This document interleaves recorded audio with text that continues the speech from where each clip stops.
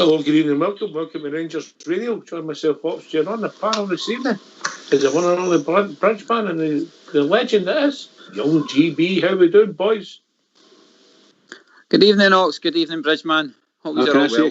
Can I say a huge good evening to you two guys? Massive good evening to the guys in the lobby and to all the Rangers fans that are listening in all over the world. Good evening and welcome to Rangers Radio. Can we apologise for Rangers Radio? We were 2 minutes out in the forecast for the siding bridge. 2 minutes out we were. Oh, were you? Aye, 2 minutes, aye. And what does that mean? We missed a signing by 2 minutes, or? No, we said it would happen at 11:30 last night. I think it broke at 11:32. 11:32, that's our luck. So what? Give us a rundown of who we brought in then yesterday. Well, we brought the boy right in, yeah. Obviously, they gave us a bit of cash. We took a bit of cash off the McCrory deal. McCrory's now there full time. We brought the boy right in, and we brought the boy right Simpson in, 6'4", left-footed centre back. Bridgeman. I just love it. So we brought him in. We'll see where that takes us. Can I judge the two of them, GB, because I've not really seen enough of them play. But let's just say that if they're better than Glenn Kamara, that'll do, is it? Oh wow, yeah. But the good thing is about the two of them, Ox, is Scott Wright's technically ready to go. He's been playing football, so he's fit and ready, so he can come straight into the squad. Jack Simpson, I think he was here, obviously they need to wait for his COVID stuff coming back, but again, he can play right away in a sense. So it's good that we've brought in some freshness into the squad. Yeah. You know what I mean? So Brandon Parker's went to Oxford, and George Edmonton's away to Derby, both on loan, and obviously the same with Jordan Jones and Sunderland, Bridgeman. Yeah. And then we brought in your mate once again for Bournemouth. I'll let Gary, how we pronouncing that? I'll go for Namdi Ofor. That's brilliant. Apologies if he's listening. It'll take us a while to get used to that, won't it, really? Well done, that was good. He looks a machine, by the way. Namdi. Fine, just call him Namdi. And we'll call him Pandy. You call him what you like. Nobody's listening there. Nobody's listening. So we brought him in. It seems as if it's players that the manager wanted, so he's happy with the business. But I think the best person to hear his opinion on is Stuart Gaffer. What do you think, lads? Oh, go for it, please. Yep, bring it on. All right. So if you get yourself on mute, we're going to hear from our manager, Stephen Gerrard, MBE.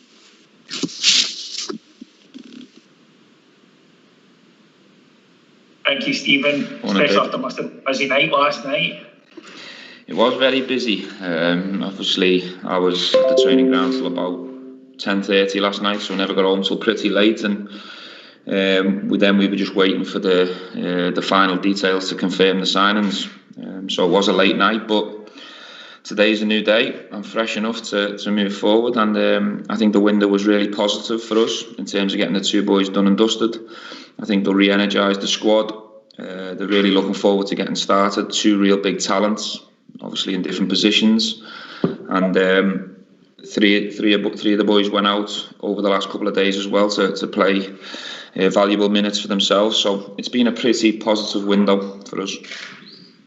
There seems to be a clear plan at Rangers now. Nothing happens by accident. The transfers are done quietly without any fuss. Everyone seems aligned and focused. As part of that, Rangers accepted the 3-game ban for Alfredo. In the past, there maybe have been statements, etc. What's been key to implementing that change? Well, I think as a club, it's something we've spoke about in great detail, and together everyone is aligned, and we have tried to dial the noise down around the club, the unnecessary noise, and part of that is to accept the ban for Alfredo. I've looked at the incident a lot of times now, and I don't think there's a case for us to defend in this situation. Having said that, that doesn't mean we're pleased with everything that happened in that game or that has happened during this season and previous seasons. So it is something behind the scenes myself and the board are working very hard on in terms of trying to find better solutions in terms of the disciplinary and the processes that go on. And it's something we'll continue to try and be a support to in terms of the authorities to try and make things better and more consistent. So it's obviously disappointing from my point of view not to have Alfredo available. It is what it is, but my focus now is on the players that are available to us and trying to get another important result tomorrow. Jack's somebody that you've been chasing for quite a while. What qualities can he bring to your squad? How do you know I've been chasing him for a while? Well, it's something you've been linked with quite a lot over the couple of years you've been here. Don't believe everything you read, mate. Don't believe everything you read. He's a player that I've been aware of for some time. Followed him quite a bit through the England setup. Really like the way he goes about his business. He's 6'4", left-sided defender. He's comfortable in possession in terms of building out, and that's how we like to play. He's aggressive. I think his mobility's improved over the years. I think he's really took that part of his game and improved on that. And he's a player who's really hungry and has been frustrated with his game time so far. So we're getting a player at a good time, at a good stage, and he's really excited to be here. So it's great to have him finally in the door, and we're obviously getting him 3-4 months ahead of the time we thought. So that's a bonus for me. Morning, Stephen. Just on the other signing yesterday, Scott Wright. Is he coming into play one of the inside 10 roles? And can he be a big player this season, or is it seasons to come?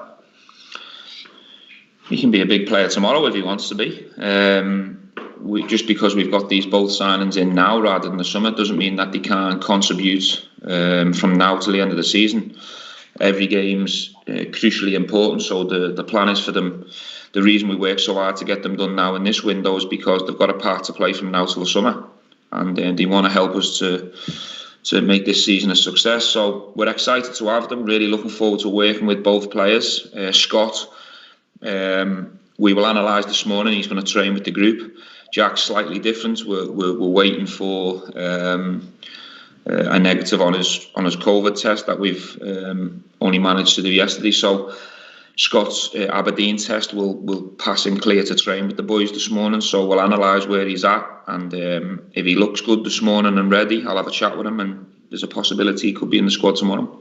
Stephen, you've obviously recently announced the signing of Namdi Offalborn, a pre-contract as well. What is it that you're hoping he'll be able to bring to the side in the summer?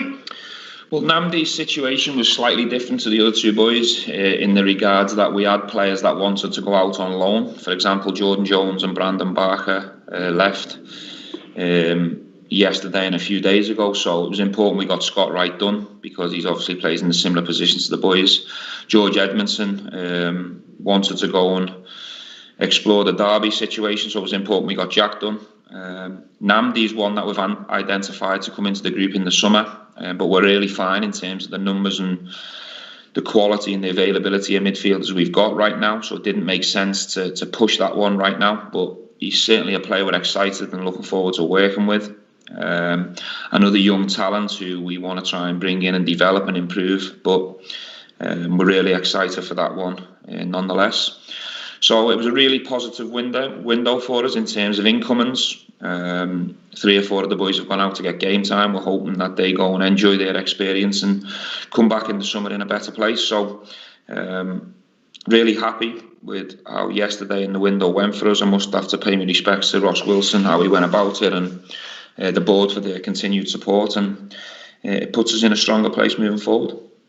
Morning, Stephen. You mentioned obviously Jack Simpson being a different type of centre-back that you've brought in. Just looking ahead to the summer when George obviously comes back from Derby, and if Nicola returns for his injury, that would give you 6 options, including Leon. Obviously that must please you, but at the same time you're thinking it's probably inevitable 1 or 2 might have to go out in the summer in that area. Listen, I always like 4 fit, available centre-backs. I think the Catter situation is something we're going to have to assess and analyse as we move forward. He's not going to be available this season, which will mean that he's missed a year's football. So that one could be one where we have to take our time in terms of getting him up to full speed. I'm in regular contact with Nico, but there's no guarantees that Nico's going to be available. It's an injury where you have to take your time and really allow the injury to tell you when it's ready rather than push it for a certain date. So there's no guarantees on Nico right now, and obviously come the summertime. In terms of George has gone out to play. He's had a frustrating year. We obviously had the COVID situation. He's on the back of a hernia injury. He had a dip in form and confidence earlier on in the season and has found it hard to shift the three boys that have been fit and available. We've got Leon Balogun's situation where he's played a certain amount of games, and we have an option to explore in the coming weeks and months. So in terms of the answer to your question, we won't have 6 centre halves next year, but in terms of which 4 we'll end up with, we'll have to just wait and see how we move along. But we're in a real strong position now because we've got 4 really fit, available centre-backs. Jack will take a little bit of time getting up to speed because he hasn't played many games of late, but he's fit, he's ready to go in a couple of days once we get the negative COVID test. There's a possibility he could be involved at the weekend or the following midweek. So that was the important thing for me, to have 4 fit, available centre-halves from now till the end of the season, and we've got that now. Jack's in the door. Morning, Stephen. With Alfredo Morelos out for the next 3 matches, does that just present an opportunity for other players to come in and make their mark? Yes, it certainly does, absolutely. It also goes to show that the decisions we made in the summer window in terms of having the right numbers, the right quality and the right firepower, in terms of having 4 available number 9s, if you like. We've only got 2 available for the next couple of matches, so we're in an okay position. I'd much rather have the 4 available, of course I would, but getting them signings in terms of Cedric and Kamar was really key in terms of where we're sitting right now and what's going to happen moving forward. They're both looking ready now. Cedric's looking fantastic, and Kamar is as well, and they'll both get obviously opportunities in the coming games. Well, Stephen, asked about St Johnstone, the team who are looking to get themselves into the top 6 for a cup final to look forward to. What sort of challenge do they present you tomorrow night? Really good team, really organised. I've been really impressed with Callum since he's come up to the league. We played this team not so long ago, and there was nothing in the game in the early periods, but we managed to really show our quality at key times, and we played ever so well on the day. I think since that result, they've had a real upturn in form and consistency, and congratulations to them getting the final. I think they thoroughly deserve that, and good luck to them in the final as well. So yeah, we're very aware of the test that's coming our way. Organised team, been playing with a back 3 for the majority of their games, and we've sent Glenn Middleton there on loan because we think it's a real ambitious setup there. They were trying to play the right way with the right organisation. So good luck to them moving forward after tomorrow. Hello, Stephen. How close is Scott Arfield to returning? I know you said a couple of weeks ago he was on his way back. Is he likely to feature before the European tie? I think we're nearly there in terms of Scott. He's progressing ever so well with the physio. He's due to come back in with the group towards the end of the week. That will be around the 5-6 week mark off the top of my head. So he'll probably need a week's training with the group to get himself back up to speed to be available in the squad. But yeah, really pleased with that situation. So it's gone according to plan. The medical team have done a good job, and all being well, I don't want to put an exact game on it, but he should be available for around them European games for sure. Hi, Stephen. Morning, Ronnie. Can you give us a flavour of what you're concerned about with regarding the disciplinary process? Consistencies. Is that it? Yes, that's my answer, Ronnie. That's my answer. Consistencies. I think that's what every manager wants. A level of consistency, and for every player, or every incident, if you like, to be judged in the same way. So we find that level of consistency. I think that will really help the league moving forward. For instance, did you think Darren McGregor should have been cited? He's not my player. I think the decision's being made in that situation. I can't control or affect that decision now, so it makes no sense in me commenting on it. Well, thanks for that, Foxhall School Blue. We're back, gentlemen, and Bridge. Indeed. Yep. Fox has demanded consistencies off of us, Fox. Bridgeman. My jokes have to improve and your mute controls to improve. Did you get the memo? But it must be very inconsistent. Oh, he's slapping. He's waving a stick, mate. He's waving a stick. Yeah. Anyway, GB, give us your thoughts. Class as usual. I love how he dodges the wee kind of answers.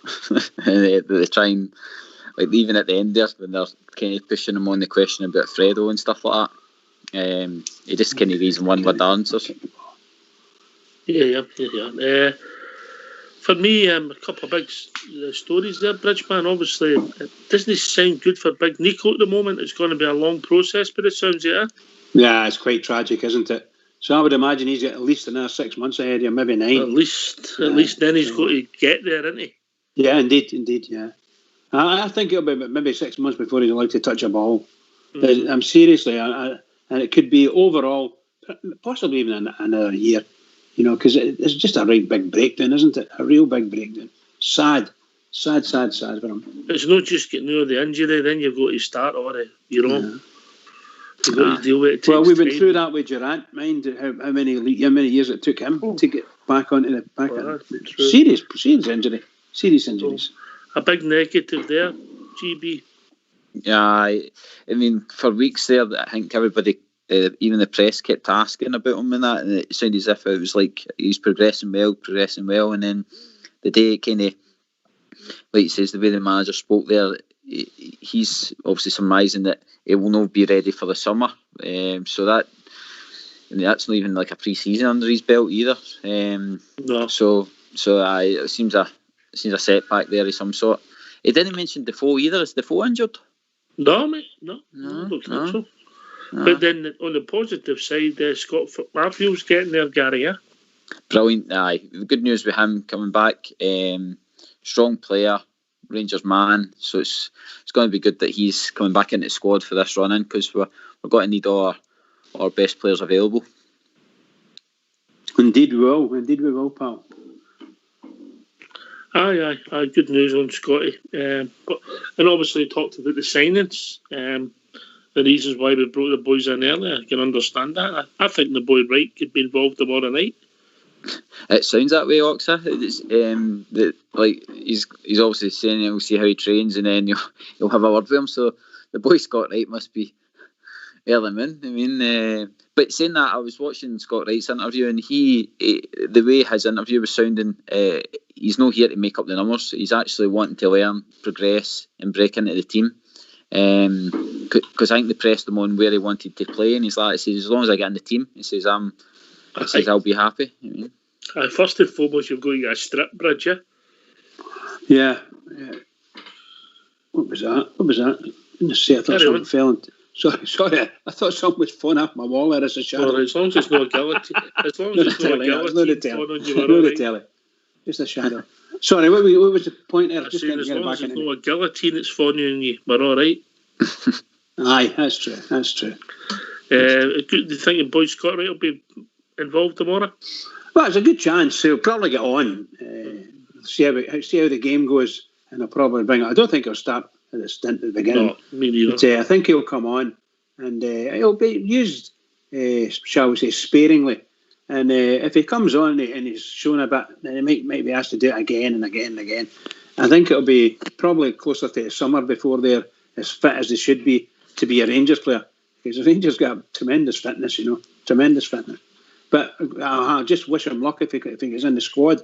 Fantastic. And the big fella might get that boy Simpson. He might get into the squad tomorrow, just to sit on the bench, No tomorrow night. Sorry. Oh, why is that? Why is it no tomorrow? Because his COVID test isn't back yet. COVID test, right? Okay. Affects everything, Bridget. Affects everything. Oh, better believe it. I was reading about it today when I saw about he's coming up, but there's not much he can do. He's waiting his COVID test. Or the negative, shall he's waiting on a negative test. Negative COVID test. What's the number if people want to join us, Bridgeman? Number's 0141 356 1972. Or challenge at Skype at RangersRadio.online. You brought in a call with Fox and Old School Blue. If you phone in, hang up, and we will phone you back. Easy as that, GB. It is that, and come in and enjoy yourself. Here. Aye, so, Bridgeman, how would you mark the transfer window? I think it's been excellent for us, for the Rangers. Really good. There's only one it's not a black mark. I'm pleased at the way it turned out for the boy Scott Wright, because there's no money being put past hands in that sense, no cash. We didn't pay any cash for him. It's a pseudo deal, as far as I'm concerned. Otherwise, I don't like to give them any money at all, So I'm happy with it. I'm really good the way it's all turned out, and well done to the manager and his signing policies. Really good. Very happy. Very, very happy. Looking forward to seeing boys, particularly that big boy Simpson. Oh yes. Well, GB, the pedigree signings now that we are looking at. A lot of people might think Scott Wright's no a wow signing, but he's got potential. He's came through an academy. It's the same with Jack Simpson. We're getting guys now who are playing Championship, Premier League football. So it's night and day for where we've been. And these guys can only again add value. If they play well, it's there's always got. No, I'm not wishing them away early doors, but it's just that way that they're young, so we've got potential there to progress them and then obviously move them on. All right, we'll be joined by our first caller. We'll be joined by John. Evening, John. Hi, how's it going? How's yourself? All right, mate? Aye, brand new, pal. Just good to see how everything's going just now, isn't it? It's amazing.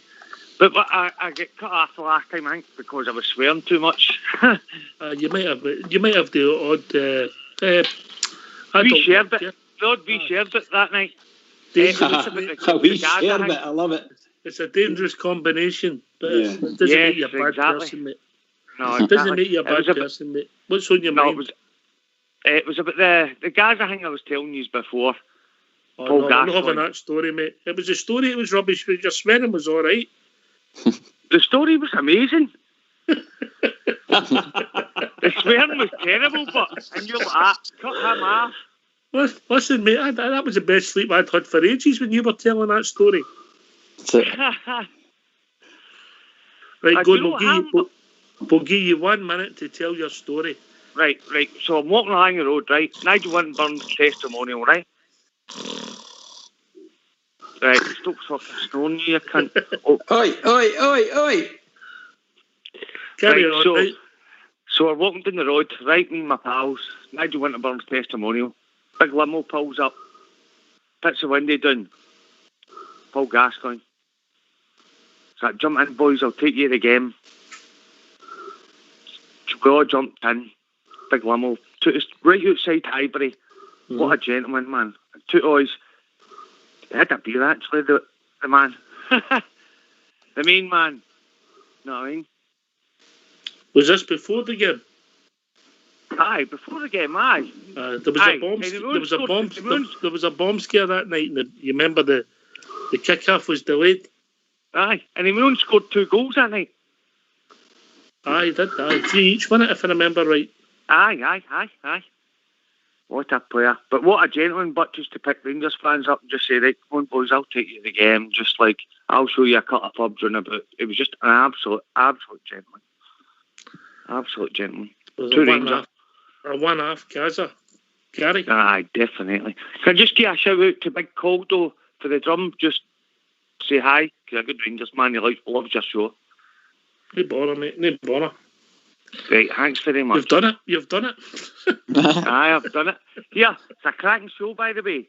Many we got on now. Many you's got on now. In what respect, mate? As in, like, many viewers you got on YouTube now, like... Oh, it varies, mate. Like, the week of the Old Firm game, we had over 30,000. The weekend of the Old Firm game. Man. To all Rangers fans, you should get on it. It's absolutely brilliant. Great banter, just absolute... Great to come on and just, like, talk to you guys. It's an absolute pleasure. Do you know what I mean? Aye, mate. It's obviously we're the guys that maybe front it, but it's the callers that make the show, Gary. It is. I mean, I started off just listening to the show, and then obviously progressed on to help me out a wee bit. And like I says, now I'm phoning in every week and giving my nonsense there the phone. It's brilliant. It's absolutely brilliant for Rangers fans, just to, especially at this time. You know what I mean? It's just, especially for old people as well. I can imagine they're coming on and getting their wee points of view. You know what I mean? I'll pass you to one of our old people, see his opinion. Bridgeman. I was just about to... Johnny, you for the drum? No. I'm for Clydebank. You're a Clydebank boy, eh? Aye. Just along a road. Uh-huh. That's it. You know what I mean? But the show is really... It's got a huge audience and a whole variety of people as far as age concerned. It's just tremendous. It's a great show. I've been involved with this maybe close to 10 years now. It used to be called Rangers Chat, so we've been involved there. It's really, really good. But this time, because of the time that we're on, it's more of a family show in a sense. You know, there's the watershed hour hasn't passed yet, if you follow what I mean. So we've got to be very careful. And the more careful you get, the better the show gets. Yes, definitely. It's absolutely brilliant, but it's just like, just stop your swearing, and that's it. Do you get across the Ibrox? Oh, yes, definitely, yeah. You get a season ticket? You get a season ticket of that? Not at the moment, no, because I work at the weekends and things like that. Oh, okay. We don't want to do that. We can't be took that. No. Brilliant, mate. Listen, John, great to speak to you again, mate. All right. Right, thanks for putting it back on, and thanks to the old man. We are the people, and that's it. Cheers, mate. Cheers, Joe. We are indeed. We are indeed. I'll speak to you later, sir. Bye-bye. Gaza was a one-half. Oh, what a player! Even our manager loved him. Oh, did you? I think it was about 18 months ago. Gaza was at the training centre. Stevie G looked starstruck, didn't he? Oh man! Even see when they were doing the photographs and that, he was like to Gaza, "No, you're standing right at the front," and he's like, "This is a real football player." I mean, it just shows you the respect. I mean, total. It's again class for our manager. He didn't need to do that, but I mean, just he must have been standing in awe of one of his heroes. I mean, brilliant.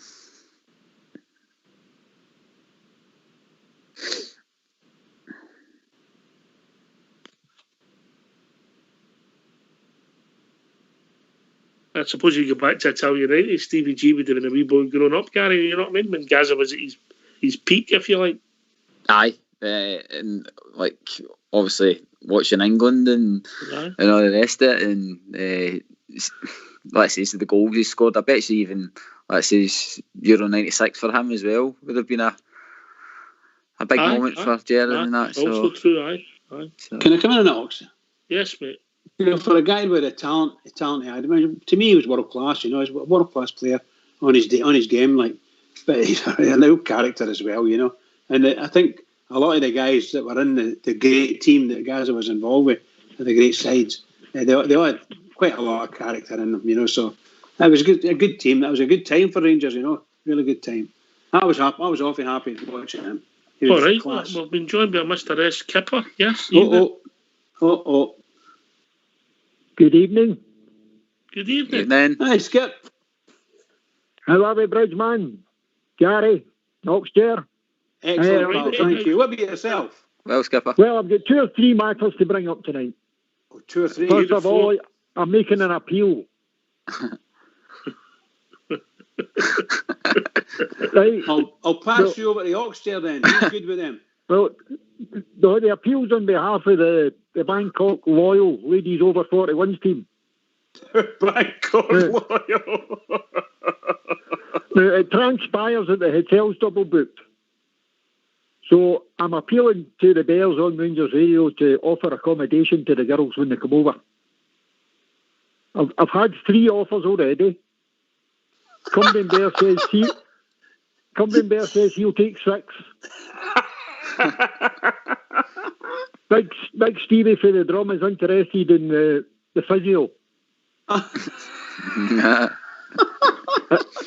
And Celtic have expressed an interest in the centre half. Don't worry about the language barrier, because they're quite good at the sign language and making themselves known about what they want.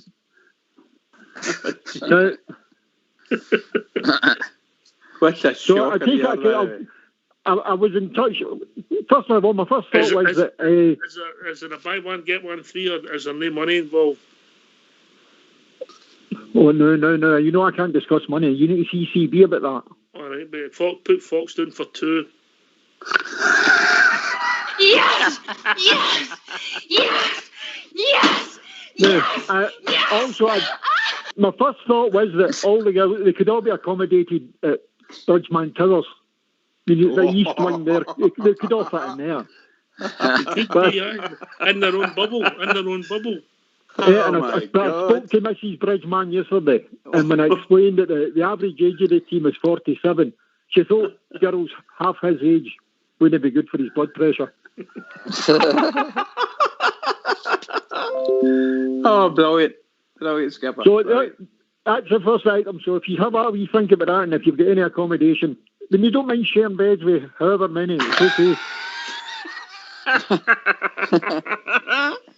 A wee message for JFK. Big Senga Beltrami was in court today. Oh dear. Acting on his behalf, she's acquired the safety certificate for a fireworks display before the Hummer sets off. She had a slight problem because the court needed to know exactly where it was, and you told me it was a secret, so we didn't know. But she just phoned Port Bear. He can't keep a secret, can he? He tell the court where it is. But I tell you before I go, I've given up the triangle. Oh, that's sad. Yeah, so what a loss to the musical industry. What a loss. But I've taken up another instrument. Oh no. Go on then. Now you know the trombone didn't work out. No, it didn't. Remember that? I was spending too much time polishing the trombone instead of playing it. So my new instrument is a guitar. Oh no! Go on, do it again. A wee thing that makes noises. Look. What about that, eh? So is that the guitar? I've even got my first gig, right? I'm playing at a first communion in the chapel hall on Sunday. So I've been practicing, and I've got a wee tune for them. And see what you think. If I get this, I think I'll get them all up dancing. All right.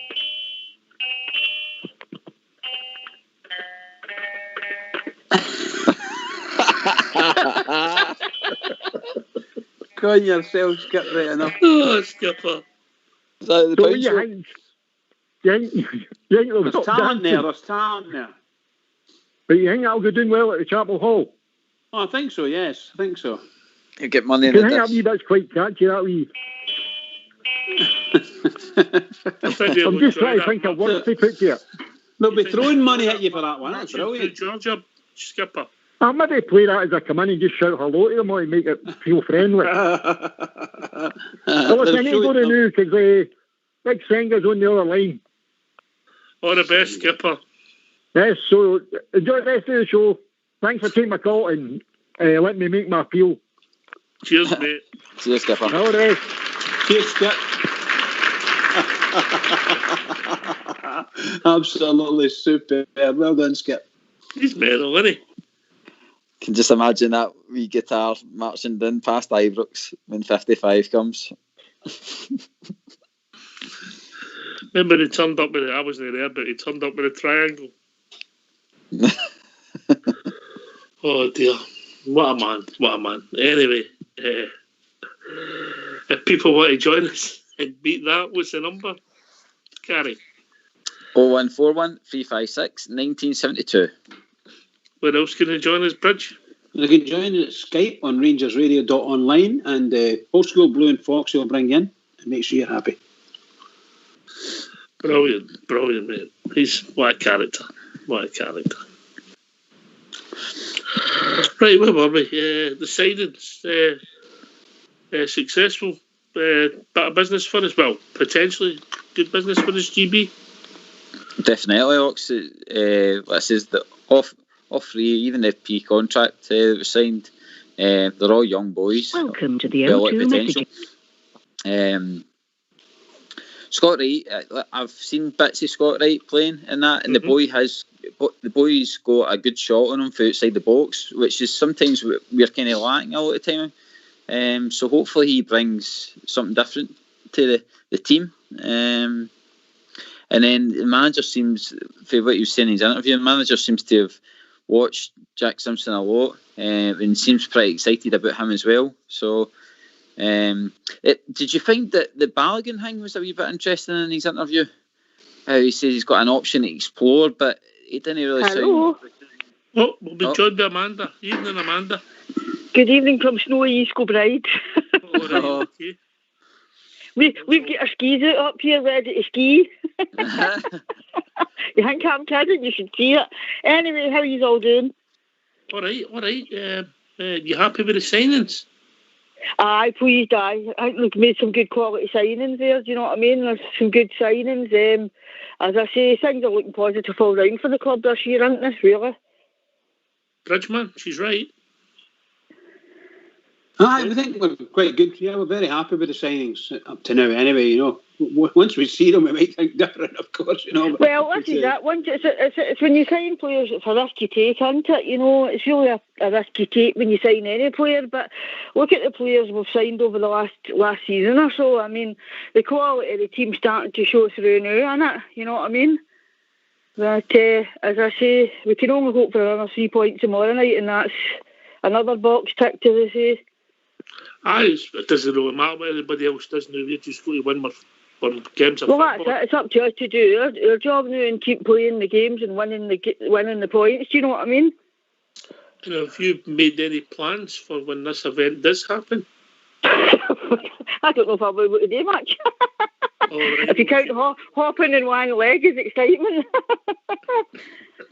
I could maybe let a firework off in my back garden, but then I'm dangerous with fireworks. So I'm sure we'll find a way of celebrating it. Don't worry. I'm sure we'll find a way. I'm sure my nephew will do something. My nephew's young and 3. He'll do something for it.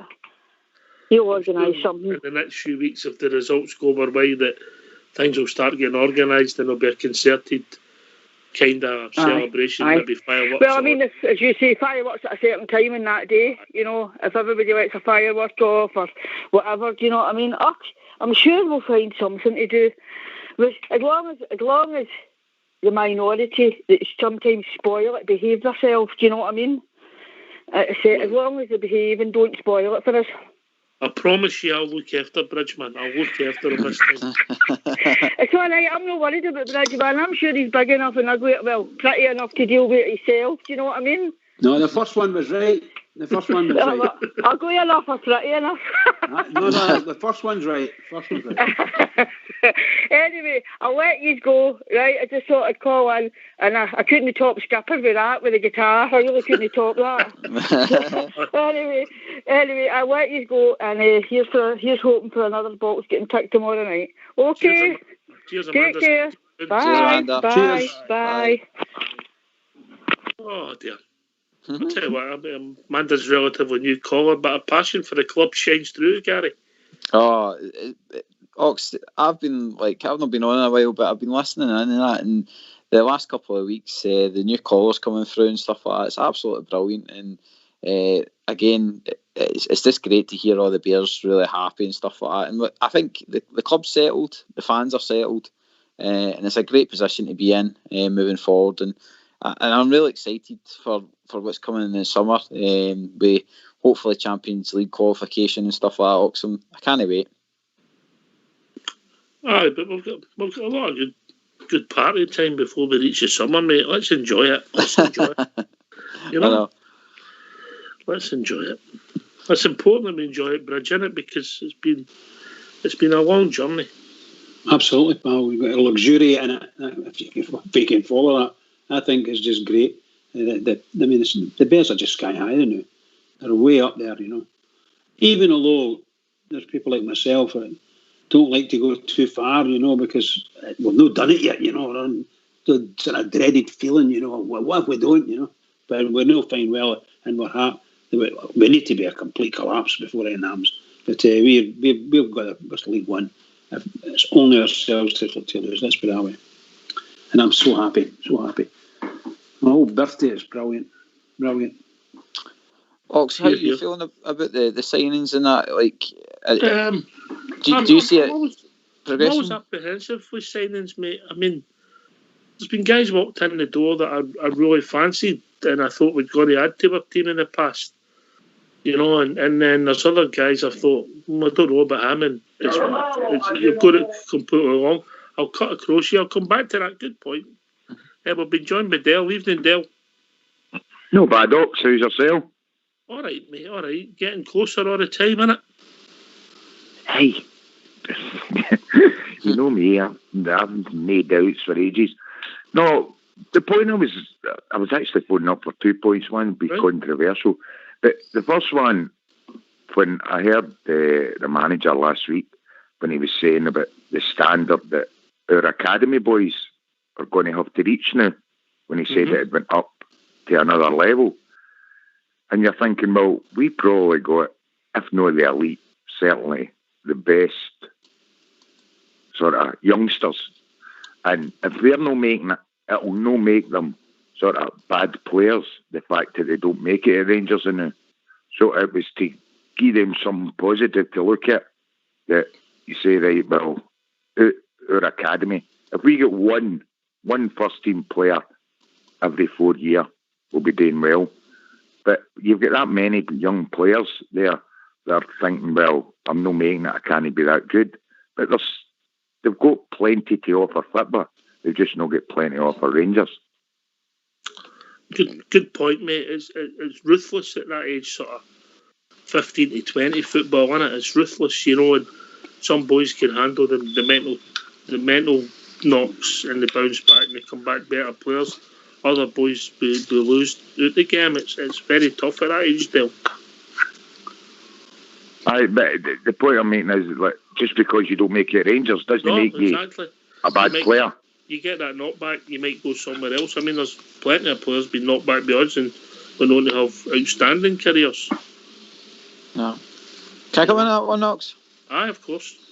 Dale, you make a great point, and all you need to do is look doing it like Chelsea. Chelsea have turned their kind of youth system for a few good years now into a business, really. That half of their young players never really seen the first team, and they moved on, or they settled them on, and they progressed on their careers and that. So it might be that, although, like you say, these guys might not make it, but they might actually still make money for Rangers when they move on and stuff like that. So as much as I would love hundreds of Bears to be in the first team, I think, like I says, nowadays it's another business model. With the except for the outside.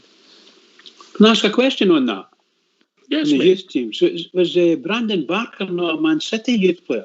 Yeah, mate. Yeah, he was. Right, and obviously Ryan Kent. Big difference between the two players, isn't there? And right at the present moment, form-wise, big difference.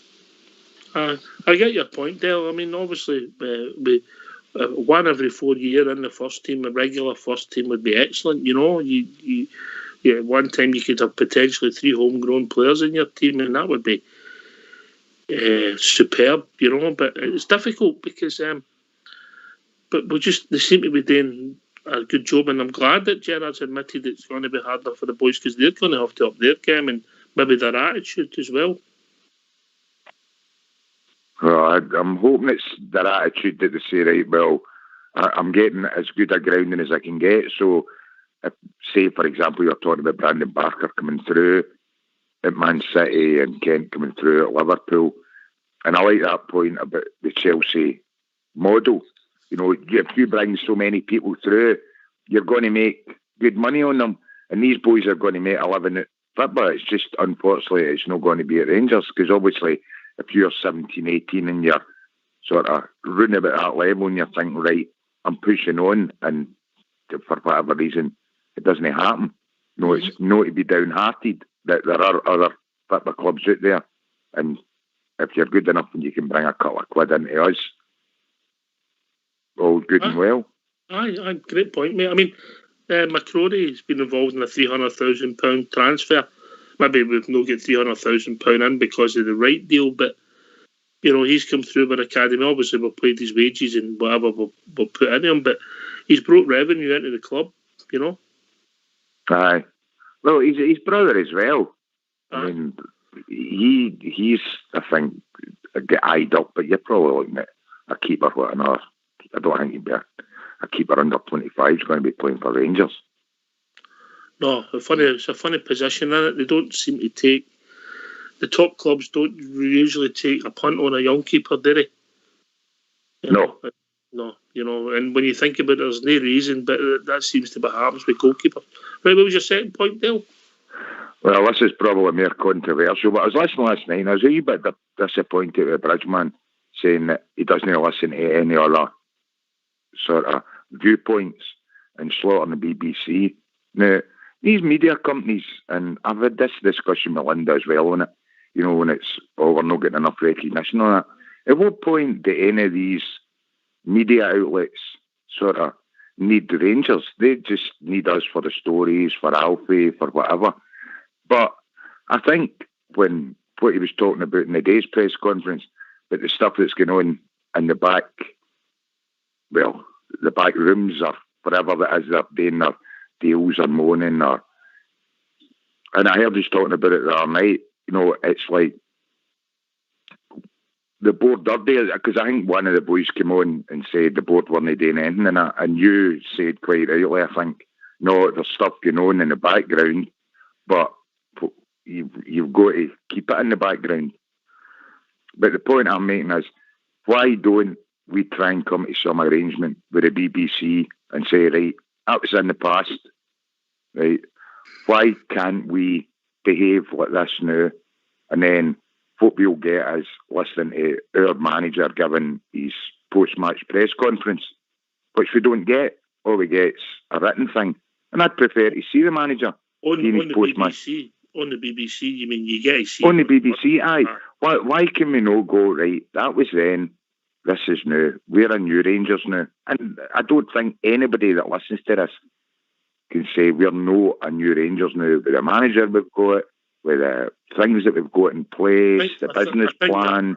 I think your word is we've got new management in our team and new people running it. We're still the same club, remember. It's important we make that point, yeah.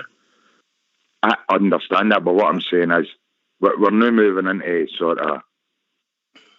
I mean, I think that Mr. Gerrard is looking at the Champions League qualification, getting into group stages and hopefully progressing from there. So to do that, we need to be grown up, mature, look at the past and go, not happy about that, but it was the past.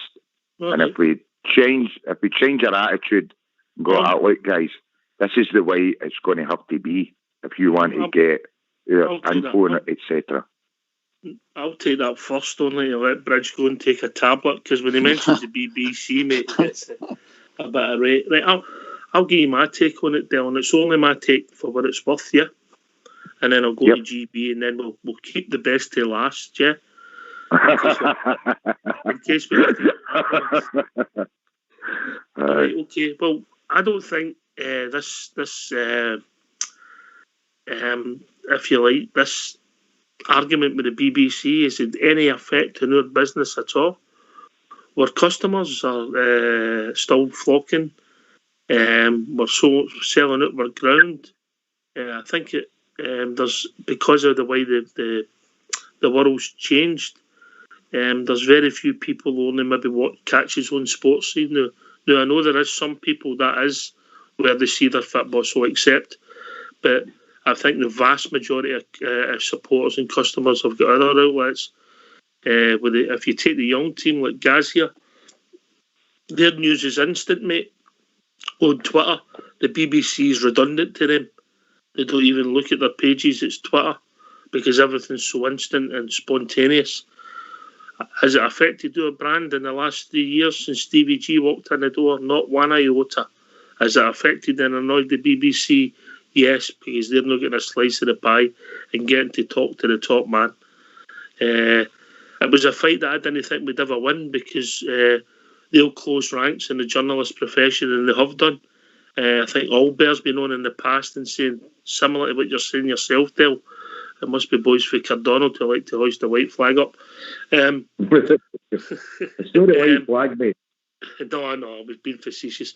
But I don't know if it's an argument we can win. It has been going on for maybe a bit long, but I don't know how you come to the end when all the club have ever asked for is consistency, like the manager asked today in third play. Young Gary?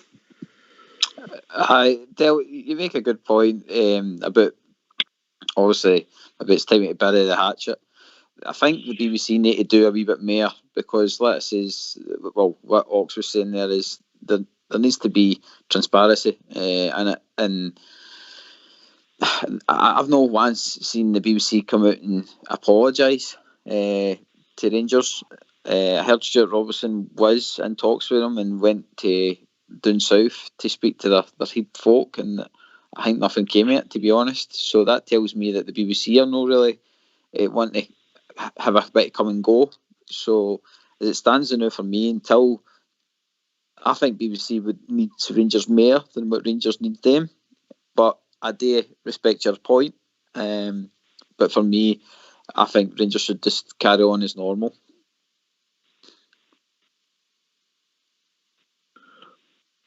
Okay. Mr. Bridge. Well, I think it was one of the times we heard it. It was about 3 AGMs ago. Our general manager saying that he was in discussions with him and we're bringing these things up because there's something about 5 years ago it all started, you know. So I can't understand. It's longer than that. What's that, buddy? It's longer than that. No, I'm saying it's 10 years. No, it's not 10 years. Not 10 years because it was against Hibs when we beat them 5-2. We beat them over in Aberdeen. Sorry, Hibs. And that boy, Chris McLaughlin, first statement was that somebody they were singing the Billy Boy, something just stupid like that, you know. And the Rangers moaned about being, shall we say, a negative press. And they threw the thing. So Chris McLaughlin was told not to come to Ibrox. And they says, well, that's it. You're not telling us who we can send and who we can't send. And that was a war started then. I can't remember the date of that, so forgive me. But that's when it all started. But we've been asking our general manager to do something about it as a support. So we've got to do something about this. And they're struggling away to get there. And literally they're actually treating them like, you know what. You know, they'll get absolutely no respect for Rangers at all with BBC. None. They want to be able to lead the pack and do all the fighting and all the rest of it, but take some credit for being an observer. Nah, sorry, no for me. They need to start. Let's put it this way: the BBC can go to Celtic Park virtually any time or up to their training quarters and get an interview with their manager anytime they want, and that might just do them fine. But they need to be able to, if they're going to try and get back into the Rangers, which they probably will, I must admit, I wouldn't have them. If I could get away with it, I wouldn't have them. No way. Absolutely not. Although I think what they're doing is appalling. Absolutely appalling. The way they're treating Rangers is nothing short. There's no another club in the league. Out of the 42 teams in our leagues, Rangers are the only one that are getting treated like this. And the FA and the SPFL are sitting back there probably joining in the laughter. That's what's happening. So for me, keep them out. Keep them out. Del, right to reply, mate, always. Well, I can understand if that's your viewpoint, but my problem is that I'm missing out on stuff because I go to my mates to watch it because I've not got a telly licence, so I can't watch the BBC. I just watch YouTube in the house. But I go to my mates and I watched the highlights of the Aberdeen game, and all it was good, brilliant. Alfie's back, it's great. And this is a pundits, you know, and they watched the game and they raved about it.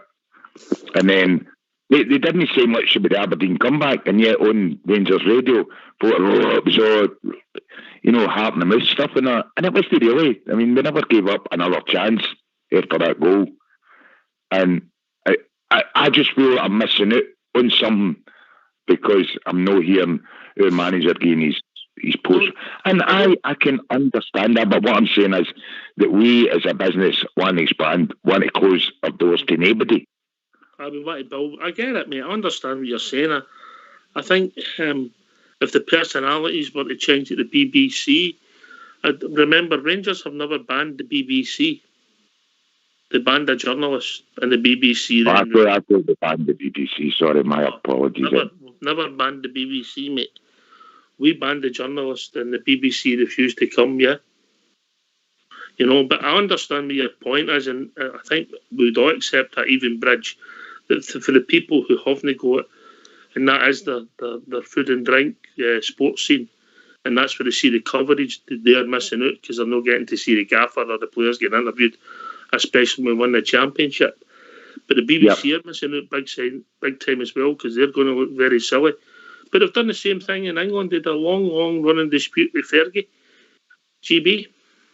Aye, well, it's up to them to come back to the table. There needs to always be a bit of come and go, and I think Rangers have made it clear that they are willing to speak to them. But as far as I'm aware, there's nothing came back for the BBC, an apology, or we want to work together to portray a Scottish club in the right light.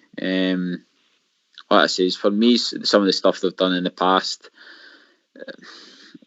it didn't bode well, and it didn't. Like I say, there wasn't a transparency there with other clubs, to be fair. So maybe this will change. Maybe when we're champions, then maybe they'll want to see Rangers more. But like I say, as it stands now for me, Rangers are trying to even expand their side of things with Rangers TV and stuff like that. So I think fans will have more access to them through different channels like YouTube and Facebook, even their app and stuff like that. So like I say, I think you'll find, Del, that in time you'll not miss the BBC yourself, to be honest. I think you'll find that you'll get enough Rangers on your YouTube channels. I think it'd be great. I think it'd be great for the people if we could get a resolution. But I think, if you think back, mate, the way they've attacked our club and they portrayed us as villains and what they've done to Alan McCoy, there's a lot of water went under the bridge. You know, they had Ali in the noose, you know. They had guys. I'm not sticking up for them in any way, shape or form, and I would slaughter them the same as MD. What I'm saying is, what's happening with us now, moving forward, is that we open our arms to everybody now and say, right, that was in the past, blah, blah. We're now, I know we've still got everything that we've got, but we are just like leaps and bounds coming on, leaps and bounds.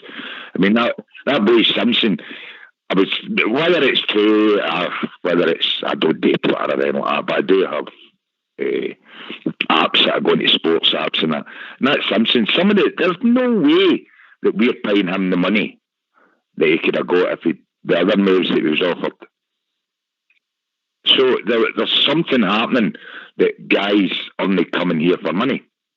And I think we all know what it is, but you are a year down the line, you're going to increase your earning potential 5, 6, 7 times if you come in under our manager and you put the work in and you improve. Aye. The manager's important to the brand, mate, at the moment. Very important. Listen, we've reached that time of the evening where we're going to have a tune. Can I just ask you to go and mute for a minute? Just wait there, Dale. We'll come right back to you after the tune and then we'll bring more callers in. Listen, Rangers Radio want to pay tribute to Sir Tom Moore, who passed away today.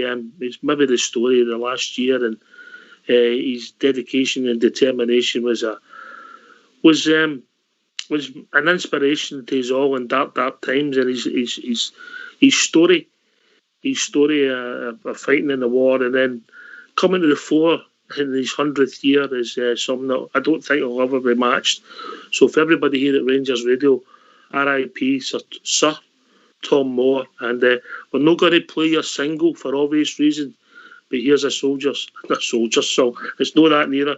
Here's a song for the war, so that everybody's thinking Sir Tom Moore, R.I.P.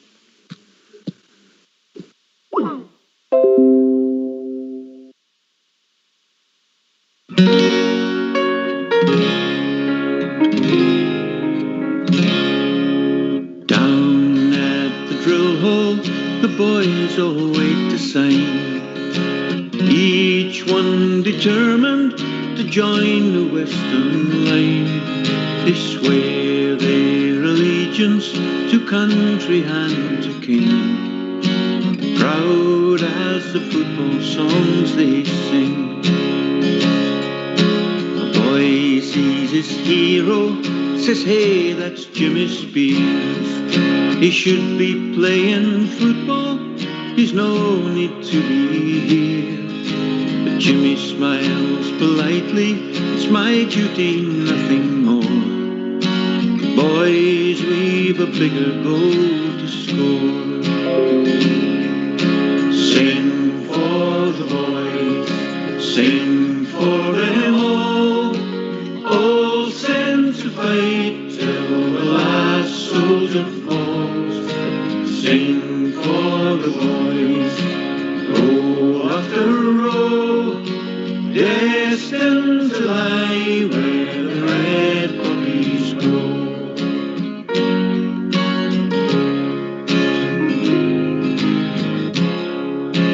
Boys land in Flanders, their journey's just begun. Jimmy swapped his football for a bayonet and a gun. Songs the crowds were singing, still ringing in his ears, as he fought as a loyal volunteer. When the army marches homeward, singing songs along their way, Jimmy won't be with them. Where he fell is where he'll stay. The Great War is over, it's no 90-minute game. 4 years, 3 months and 13 days. Sing for the boys, sing for them all sent to fight till the last soldier falls. Sing for the boys, row after row, destined to lie where the red poppies grow.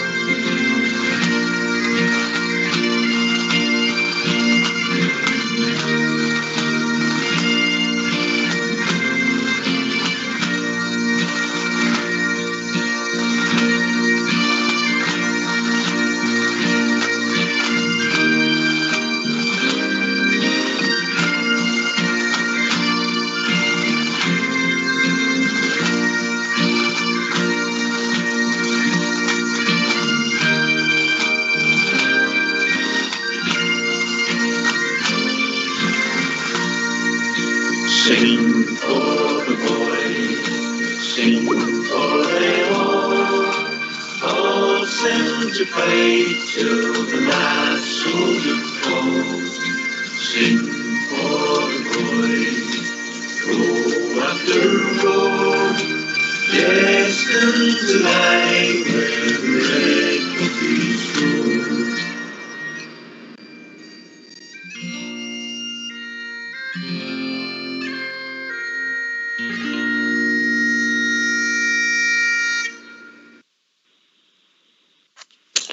Thanks for that, Fox Old School Blue. Brilliant. Once again, R.I.P. Sir Tom Moore. Yeah. A Yep. great story, but a sad story. GB. What a man. What an inspiration to our generation.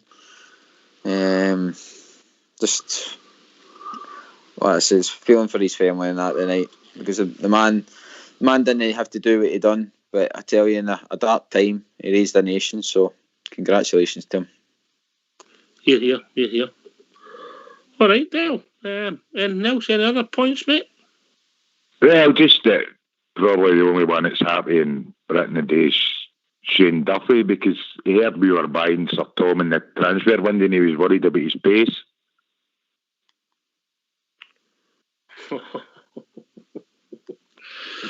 Shane.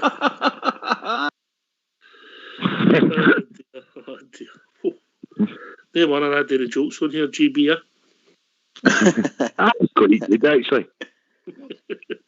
Wasn't it bad, mate? We've had worse. Not much, but we've had worse. You happy with the transfers in, Dale? I'm very happy about Scott Wright and the fact that he could go straight into the squad for tomorrow night, because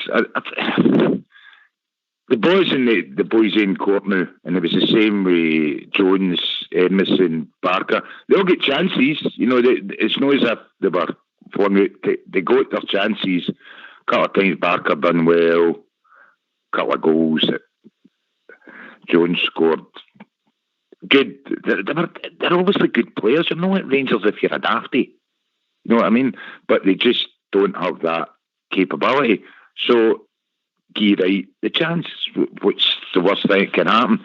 The boy Simpson, you're looking at worst case scenario, you lose him for the same money you bought him for. You know, these are guys that they're going to be worth money and they're going to get their chance. And I think it's actually a very good time, because we're going to wrap this up sooner rather than later. And these boys are now going to get a run playing in a championship winning team. How good is that when there's no pressure on them? And I'm quite sure the management team, the whole lot of them, will be saying, right, boys, this is your chance. You have got to, because they've got to set a standard. They've got to tell them, you must meet this standard. This is the minimum. And then we're looking for you to go on further to there. The same way as the boys that we brought in, whether it be Kamara or whether it be Aribo, they're just potential, but you're watching these boys develop. And the manager is, and the same the boy that's coming up in the summer, made sure he's going to play in football as well. You know, it wasn't, Bournemouth, we'll wrap him up in Codmill in case something happens. No, get out and play football. So I think the whole thing is now, these boys, listen, we think you've got something, now prove it. So it's up to them to prove it. Please do. I would love to see them doing it. And I'd love to see young boys coming through for our academy, as I said earlier on. But they can see what they've got. If you can't reach that level, you just can't reach it. We've all played football. If it was that case, if it was that easy, we'd all be professionals. We've been joined by a caller. I think he's from New Zealand. Evening, caller. Hey, how's it going? All right, mate. Hold on, I got to turn the TV off. Yeah, turn the TV off, mate. Yeah, hold on. Hey, thanks for ringing me back. What's your name, mate? Andy Russell. Andy Russell. New Zealand, all the way from New Zealand. Yeah, I'm just making the porridge, mate. Brilliant, mate. Brilliant. What's on your mind, Andy? Oh, mate, I'm just totally wrapped that I got through, and I'm just so happy Rangers are doing so well. And there's we've got a Rangers supporter club out here called Rangers True Blue New Zealand. All right, brilliant. Whereabouts are you based in New Zealand? Yeah. Whereabouts? I've been here. I was born in 1962, and we came out with my mum and dad as Poms, you know, 10-pound Poms. Right. But we're not Poms. We're Scottish. Oh, no. Whereabouts in New Zealand are you? I'm in Takapuna, Auckland. Auckland, okay. Yeah. I'm Nice just so wrapped I've got through. Anyway, I'm just so happy that Rangers have stopped Celtic from winning 10 in a row. I'll put you on the bridge, man. The bridge man will answer that. There you go, bridge, all the way from New Zealand. Andy, nice to hear you, pal. Nice to hear you. See, you're from Auckland. Yeah. Yeah, good stuff. Magic. The Rangers are doing well. They haven't quite got the 10 in a row stopped at the moment, but we hope over the next few weeks we just they're going to run out of games. Simple as that. We're on the ascendancy, and we need to stay up there. And if we stay up there, it's all ours. It's all ours. So well done, brilliant way to phone in. Have you never phoned before? And have you not phoned before? I tried last week. All right, okay. But it's pretty hard. How long I you been? want to ring again, eh? I totally want to ring again. How long you been listening for, Andy? As soon as I seen you on YouTube, and then I tried it, and then I couldn't get through, so I thought I'd have another go. Oh, brilliant, mate. Listen, do you want to give a shout out to your Rangers supporters club? Yeah. Just True Blue Rangers supporters in New Zealand. You guys are fantastic. Brilliant. Well said, Andy. Well said. Yeah. I just want to say that I used to go to the East Enclosure, and I was there when Graham Souness wouldn't play Ali McCoist, and everybody was yelling out, penis, penis.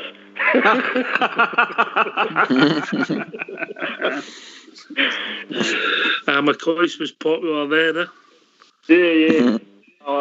And the best goal I saw was Mark Haitley against Aberdeen when we won the league. Yes. The header. Yeah, fantastic, mate. Andy, we talk about that forever. Mate Johnson got the pie in the face.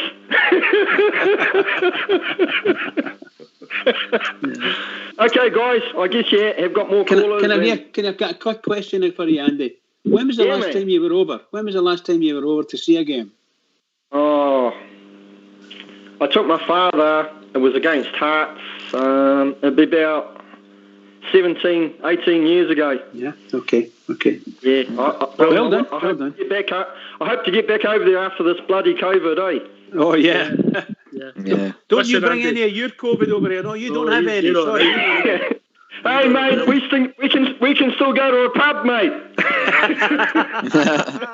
Very good. Better than us. I'm going there in an hour and a half. After you've had your porridge. Listen, Andy, after me porridge, mate. Cheers, Andy. Listen, speak to you soon, mate. All right. Oh yeah, thank you so much for ringing back, and I just love Scotland, and everybody's going good, mate. Brilliant, mate. Brilliant, absolutely brilliant, Andy, to speak to you. Yeah, thanks for ringing back. Bye. Cheers, Andy. Bye, Andy. Wow, GB here. He's a far travelled, I tell you, Ox. New Zealander. Brilliant. This is what it's talking about, like I said, we've been listening to the show the last couple of weeks. It's amazing the amount of new calls that's come through. It's brilliant. I don't know if it's just me, Dale, but all the Rangers supporters seem to be in a good mood. Very happy. I don't know why that is, Ox. But I'm glad the boy lost his accent anyway. No, it was just there. He might have lost his accent a bit, but I'll tell you what, he's not lost his passion, has he? No, you never do, mate. You can't. I mean, it's the same. My brother-in-law's one that came out of the Detroit Rangers Supporters Club, and I mean, they price something like $30 for a game. You know, that's each. No, they don't pay 30 in their club and that. But they're up at whatever o'clock to watch these games. I know. You know, and he's in Detroit, and you're thinking, well, there's not that many Scottish folk in Detroit. It's marble, absolutely heathen. And they just love it. Anyway, we've been joined by Darren. Evening, Darren. Evening, panel. How we doing? Evening, Bridgeman. Hi, Darren. Evening, panel. How we doing? Hi, Dan. All right, mate. What's on your mind, Darren? Just about the Steven Gerrard. Obviously, he was on speaking earlier on. Obviously, he's happy with the signings. Was that on the BBC, Darren? No, it wasn't. No, it was on Facebook, mate. I've heard the debate about the BBC as well, but just fantastic show. Obviously, everybody phoning in. Obviously, new callers phoning in. So, really good show. Are you happy with the signings? Never mind Gerrard. Are you happy with the signings? Aye? Yeah, I'm happy with the signings. Aye. I phoned Gerrard and obviously gave him a wee bit of advice, so he's took his advice off me, so I am happy with the signing. Well, I don't need to phone him because he listens to me every night.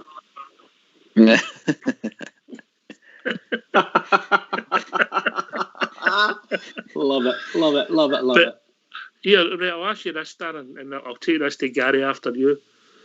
Rangers are going about their business. Ross Wilson's a big part in this, but just look like, if you think back 4, 5, 6 years ago, the way we done our business wasn't good. And even when Warburton came in, that guy who was the best in the business, Frank, whatever his name was. Mulholland. Yeah? Was it Mulholland? No, he's still there, Craig. He's still working with the youths, mate. Okay. The guy that works with, well, come to me anyway. But how Ross Wilson stepped it up, and we seem to just be doing our business so much more professional. We seem to be getting more targets. We seem to be able to move people on. We've got a whole better setup now, Dad. I like the way Gerrard said it. They went about their business quiet, and got the deals obviously done and over the line. So I just obviously the way it comes to every game, the way he approaches every game, it's just phenomenal. The way he's obviously brought the club, he's wanting success back, and that's what he's done. But it's just the way he goes about and the way he speaks is just out of this world, in my opinion. Mm-hmm. I don't think you're alone in that, GB. It was great to hear the manager obviously acknowledge Ross Wilson, isn't it? Aye. So it was good to hear him acknowledge him. And I was worried when he first came in that him and Gerrard might not get on, but it seems to be that the two of them have struck up a good partnership there. And they've made a good team. And what it says that the pedigree player that they're bringing in, it's just only got to progress as further, because these boys, what it says, that they've been taught the game properly, especially the boys coming up for Bournemouth and that.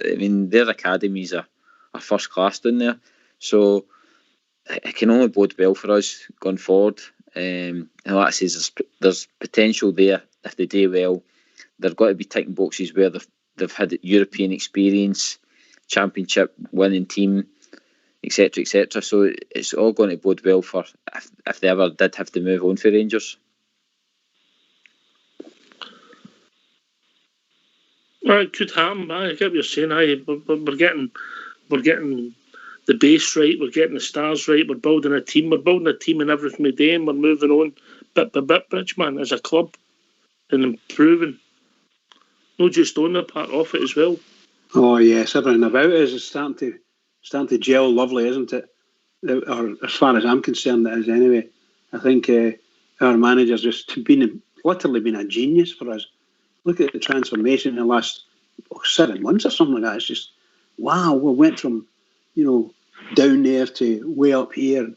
And it's just incredible, just wonderful to listen to the manager speaking, and everything he says just appears to be brilliant. It's just a pity our press in this country couldn't appreciate him the same as we do.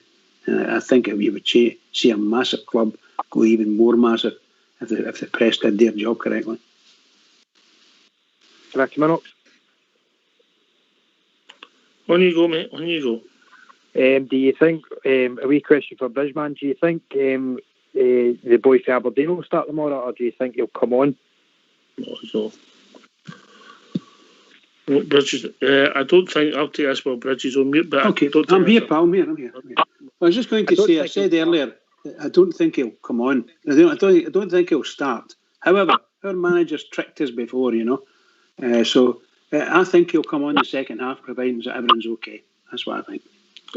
I don't think he might get a cameo, and that's a might. He's got a chance because of 5 subs. I think he'll be on the bench, but he's not got a chance of starting, man. Darren, no way. GB? No, Ox, I don't think he'll start, Ox, but I certainly think I like the way he spoke today. He'll be obviously I'll do training obviously this morning, and then speak to him if he wants to be in the squad. He can be in the squad tomorrow night. But again, I don't think he'll start, but I think he'll come on and have an impact. Yeah. Aye. Well, hopefully he gets on and he can show us what he can do, GB? What I was saying earlier, Oxley, the boys got a cracking shot on him. He scores a lot of goals from outside the box, so if he gets his cameo and comes on and gives us something different, then I'm all for it. And the boy, like I says, when I was listening to his interview, the boy seems hungry for it. He's not turning up here just to sit on a bench. He's wanting to make an impact. He says he's obviously got to learn where his position will be in the team, but for what he was saying, he'll just be happy just getting a jersey and getting in about it. So all the best to him. Like I say, new signing. All right, GB, I'm going to put you in the spot. What's your team tomorrow night? Right, so my team for tomorrow will be McGregor, Golson, Hollander, Barisic, Tavernier, Kamara, Davis, Jack, and it will be Ken, Aribo, and Roof. Ken, Aribo, and Roof. So you're playing Roof as centre forward, yeah? Yeah. Mm-hmm. Okay. I've got one change in that. I think we'll see Bigetton play, and I think Roof will build up his minutes, mate. I don't know if the manager thinks he's ready to start yet. That's my opinion, but the rest of my team would be the same as yours. Bridgeman? I have to say, Oxley, I 100% agree with your team. Not that I disagree entirely with anybody's team, but I think that the manager will keep Roof on the bench and just feed him back in gently in that sense. But Bigetton, I think, is raw and ready to go. So he'll be give up. But hopefully he'll give a nice bustling game and get himself sorted out. Because you got a good, marvellous opportunity with Alfie not being there. So get it there. Here's your chance. Grab it with both hands and let's see what you can do. It's just a pity the fans aren't there. Is Andy joined us? Andy, you with us? Uh-huh.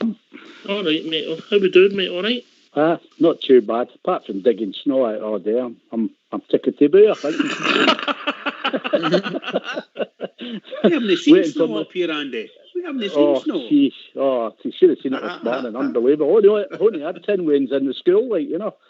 It's terrible. Just looking out the window, it's not moving anywhere. All the decent Jannies would have had 10 shovels in a competition going. Exactly, yeah. Oh, no, not me. I've got 2 shovels, one under each arm, and they're behind me, winding my back, saying, get it done quicker. What's on your mind, Andy? I'd just like to say what a great tribute to Tom there. That's what makes it a pleasure being involved with you boys. You always bring in the right things at the right time. As for the new players coming, although I don't know a lot about them, I think it's a good move. It's showing that we're wanting to go forward and we're wanting to build on our team. Do you like this, Andy? Do you like this? Bringing them in early, I quite like it. I think there's a lot of sense. Yes, it gets them in. Especially, you know, we're in a good place here, so obviously it looks like we're going to go in and win the league. Hopefully, win the Scottish. If they get the feel of winning it, gets them right ready. They're going to want to taste it, going forward next season. So I think it's a great idea. And no leagues at all right at the last minute. Okay, with a kind of an inkling that they were coming right enough, but. No, business done properly, correct. We're in the right place. We're doing everything like we used to do back in the day. Real people that care about the Glasgow Rangers, which, that's what we're all wanting. So going forward, yeah, fantastic. You can't knock with the way they're going. And they're just building it up as we go along. So we've got to be happy as it stands at the moment. Yeah, for me, good. I think so, mate. I think so. I think I like this way of doing the business, Gary. You bring them in, you let them get used to their surroundings, how the team play. You're sort of taking the pressure off them up till pre-season starts. 100%. Oxy, like Andy was saying there, we're bringing them in at a great time now as well. So hopefully, if the league gets tied up quicker, it will allow these boys to bed in a bit better, because I can see him wanting to give Golson a wee bit of a rest. The man has played every game for us, so he'll be desperate to kind of give him a break once this league's tied up. I'm not saying he's going to shoot himself in the foot with Europe or any major cup games, but games where he probably can see that he can give him a rest, then there's an opportunity. These boys will definitely get their chance because they're quality. I mean, that Jack Simpson, he's played Premier League football, so there's no way that he's just coming up here to make up the numbers. I mean, that boy will want a game at some point as well. So, and Scott Wright as well. Again, I think the question was asked him the day about his Scotland career, if he wants to progress, and what does he's obviously seen Jack come from Aberdeen and progress his career further and be a mainstay in the Scottish game. So I think, like I say, it's all plus points. We've got hungry players coming in with good pedigree, and again, right at the right time when we're on the ascendancy. So all good for us. Darren, do you like this way of bringing them in when you can and bringing them in, maybe find an extra few quid so you can have a look at them and they get to know everybody? How do you find it? Aye. As I say, I like them coming in and obviously early and finding their feet and getting a feel for it. Just the way Gerard's got them all playing is just phenomenal. So aye, hopefully the ones that are coming in obviously get the chance. Obviously, I wouldn't take anybody at the team. I don't think he'll do that, but I think you just look at our bench. Do you know what I mean? Our bench is it's got a full team ready to come on and hungry to obviously get on. Do you know what I mean? And it's fantastic. Obviously, previous seasons it's not really been a bench, but now it's a strong bench. You can turn it. It's not going our way. Let's change it. He's got a full team to change it. It's just brilliant. We've actually been joined with our bench expert. We've been joined by George for UK. Evening, George. Bench expert. Evening, gentlemen and ladies. Hold on. Hello, George. Andy, what you got here, man? And get my street sorted out, because I can't see nothing but snow. Aye. I'll bring a couple of orange shovels up with it. Oh, that'll do well. That'd be brilliant. But, I'll tell you what, a couple of red dogs with the brandy in it, and Andy will be up there, will you? Oh, definitely. I'm sure I've seen Shackleton and Scott heading that way earlier on. I was like, you're making a mistake. You know what I mean? But let's spare a minute of thought, man, for Andres Valleboa. You know what I'm talking about? Oh, that was funny, George. He didn't want there first. Resigning the kid of his jaws tonight. Did you laugh when you read that, George? Did you laugh? Laugh, man. On the flare. Look at that flare for telly.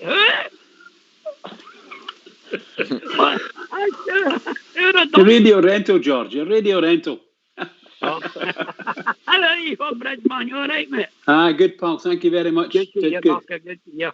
I bet there's even a bit of snow near you. There isn't, actually. There isn't. Well, it's the usual, isn't it? Up here, baby, you know what I mean? But it was bloody murder. Listen, if the snow gets to his penthouse apartment, mate, we're on trouble. Oh, what a shocker you are. The slaves will get whipped. You know, if you go out tomorrow and you see Bridgeman gone shopping, there'll be somebody in front of him throwing salt.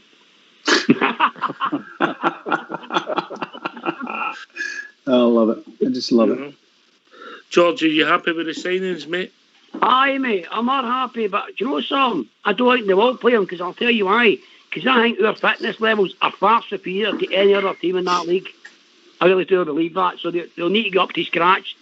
So I don't think anyone will play tomorrow night. No, I mean, I don't. George, I have to say, I agree with you.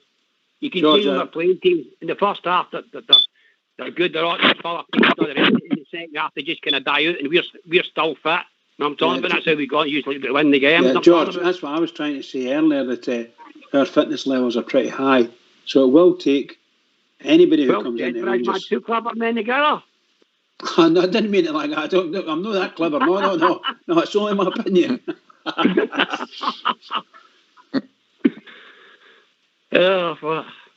And I think we'll win comfortably tomorrow night. I think we'll win 3-0.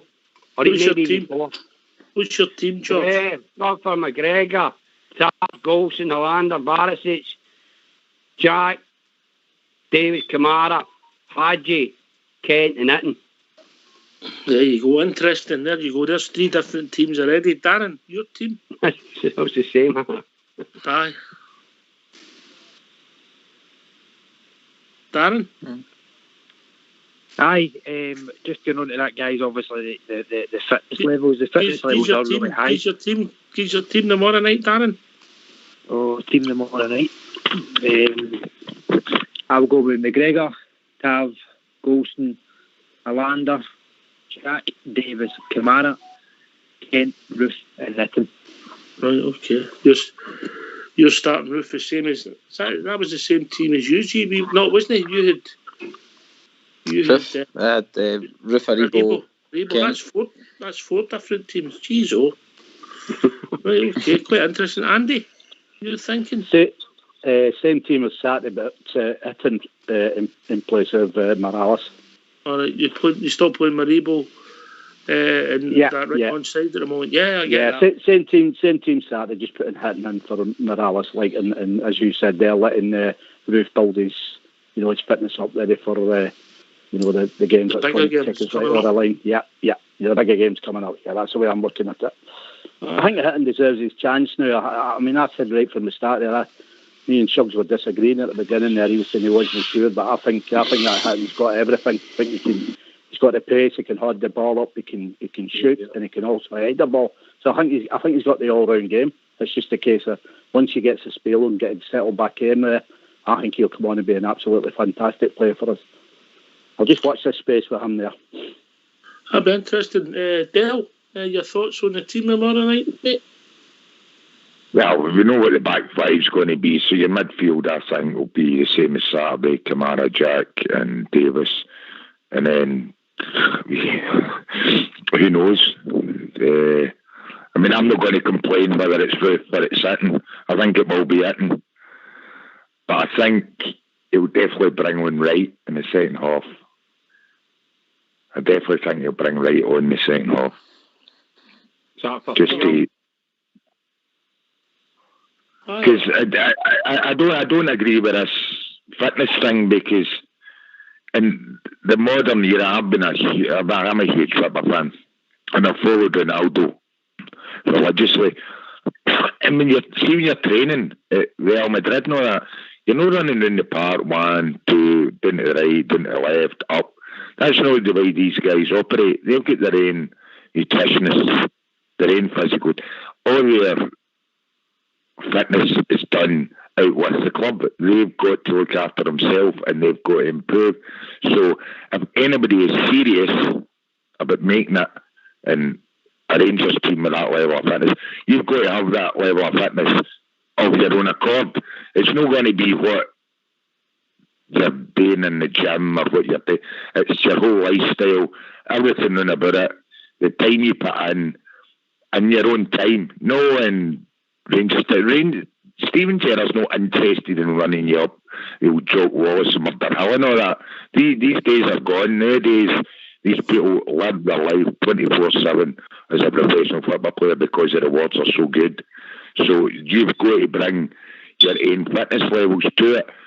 And my assumption would be that what Rangers are doing is they've got a fair idea what these people's fitness is before they even come in. Or why else would Wright be considered for a place in the squad tomorrow unless he's got a specific... I mean, all these scientists now that do the sports, we know what these players' outputs are and all that. It's not as if, come down, right, we'll be a trial for a week and see how fast you can run and how often you can do shuttles and all that. These things are gone now. It's the players themselves, the way they live their life and the way they look after themselves. So these guys must have a really high level of fitness. I'm not saying everybody at their club is, but then that's probably why these clubs are languishing. Well said. I think George is only judging it when we played them. The way we play the game is so intense. Can we ask you, Del, when you're talking, but the sound we're getting for you is really bad. The technical team seem to think that your phone's pretty close to you, and that's what's causing the noise, the feedback, yeah? Oh, right, is it? I don't know. Yeah, that's better. That's better, mate. That's a lot better. Right, sorry, I was making my better. pieces That for was the a lot morning better there. there, yeah. Aye, that's a lot better. That's all right, Del. It's not your fault, mate. You don't hear it, mate, you know? Aye. I think that George is making is we play football at a beat a drum. There's no another team that they'll be physically fit. Nobody's saying that the boys coming in unfit, but the pace and that beat the drum they play it, they've got to go up to that drum beat, and it'll do that by giving them small cameos. If the results go in the right way tomorrow, right will get an appearance. If it's no, we might not see them. George, UK? I totally agree with what you said there, mate. Totally agree. Hang it for 2 or 3 up, you'll get a bit part play in the team. I don't think he'll start it. I just can't see him starting. No, maybe, George. That's my opinion anyway, you know what I mean? No, no way. GB? I'm saying as you, he'll a cameo at best, I think, tomorrow. But he'll probably be he'll want him in the squad to get the feel about the place, especially like getting to know his teammates and stuff like that, and how sitting watching the team how they play and stuff. So I think he'll definitely be in the squad. And like I says, I think it'll be a high number game. Like we'll wait to be at least 3-0 up for him to get a feature, I think, to be honest. But it'll be good. I'll cut across you. We've been joined by Gordon from New Zealand. We're second caller, right, from New Zealand. Evening, Gordon. Yeah. How you doing, boys? I just thought I had to get in there. Andy took my thunder there, you know what I mean? I said, well, I can't let that happen. Go on yourself, Gordon. Can I ask Big George a question? Never, mate. Yes, on you go. Don't make it too hard. George, did you stay in the village? Mate, never. Down at the village at East Kilbride? Never? No. Near the Monty? No, mate, man, that's a Celtic brother, I know. No, well, it is new, but it never used to be. When I was back, I've been away for 40 years, but like, so it was a Blue Nose pub. My dad used to drink here. He used to work in Anderson Mavers. They became. I know you're old man, George. I know you're old. George, you're old man. Aye. Well, tell him you're talking to Big Gordon. Sorry for cutting in, boys. Gordon, he passed away 2 years ago. Aye. And my ma. For God's sake. Sorry about that, mate. No bother, mate. No bother, man. But anyway. Maybe I know your face, mate. I bet you know your face. See names. I murder with names. Oh, okay. Send a photo, Gordon. Send a photo. Okay, hello, George. But I was just talking about what Andy was saying. Numbers underneath them, Gordon. Yeah.